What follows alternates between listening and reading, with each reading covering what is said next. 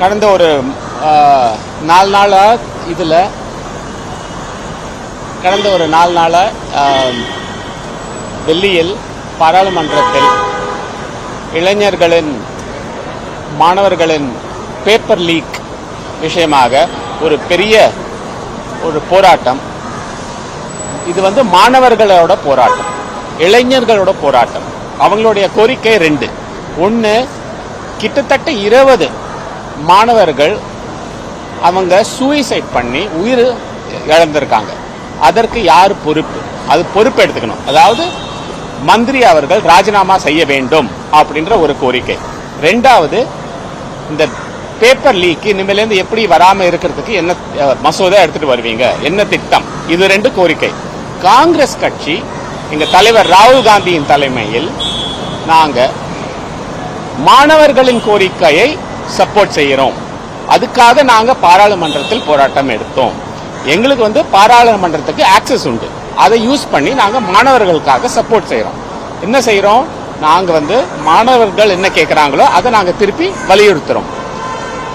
Prime minister வீட்டுக்கு வெளியே உட்கார்ந்து பிரைம் மினிஸ்டர் திரு மோடி அவர்களுக்கு அவருடைய கவனத்துக்கு இது எடுத்துட்டு வர வேண்டும் என்றதற்காக நாங்கள் அதை செய்தோம்.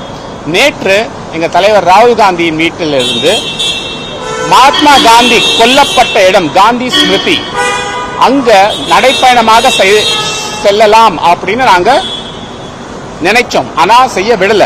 அதனால நாங்க பஸ்ல போய் அது காந்தி ஸ்மிருதிக்கு நடைப்பயணம் செய்தோம். இதுதான் நடந்தது. நாங்க மாணவர்களுக்கு ஃபுல் சப்போர்ட். நன்றி.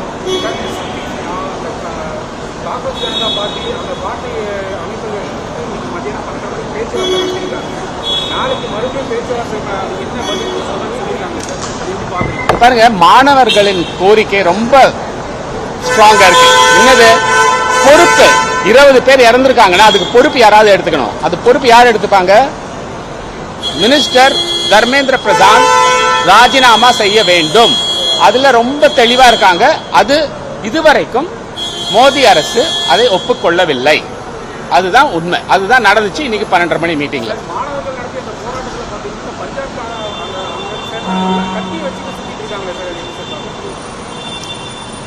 எந்த போராட்டம் இருந்தாலும் அது சிலர் வெளியிலேருந்து அதை கலாட்டா பண்ணி அதை தடுக்க முயற்சி எடுப்பாங்க.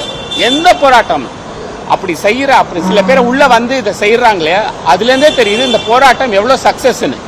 நானும் கலந்து கொண்டேன் அந்த போராட்டத்தில்.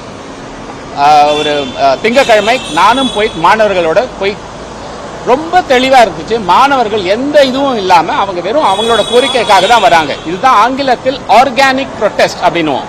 இது தானா யாரும் அவங்களை வலுப்படுத்தவே இல்லை. அவங்களே இந்த இதை போராட்டத்தை நடத்துறாங்க.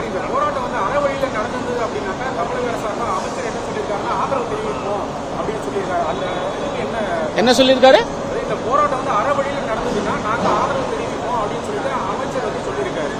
என்ன அமைச்சர்? அது எனக்கு தெரியல. அதை பத்தி எனக்கு தெரியாது. தமிழ்நாட்டு இதை பொறுத்த வரைக்கும் நம்ம நீட்டை எதிர்க்கிறோம். ஆனா இது நீட்டு மட்டும் இல்ல, பேப்பர் லீக்ன்றதுக்காக நாங்க போராட்டம். நாங்க தமிழ்நாட்டு எம்பிஸும் எல்லாரும் கலந்து கொண்டோம். அதுல ஒன்னும் சந்தேகம் இல்லை.